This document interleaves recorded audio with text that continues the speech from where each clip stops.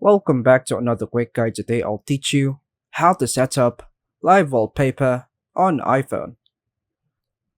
To set up live wallpaper on your iPhone, follow these steps. Live wallpapers will allow you to use dynamic, moving images on your lock screen. Keep in mind that live wallpapers only work on the iPhone 6s and later, and they will only animate when you press and hold on the lock screen. They don't move on the home screen.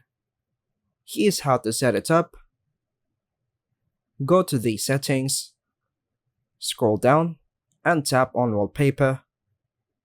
Choose add new wallpaper. From the options, tap on live photo, then go to albums, then go to live photos. Set the live wallpaper. Tap on one to preview it, then enable the live on the bottom left. Now tap on add. Choose set as wallpaper pair screen.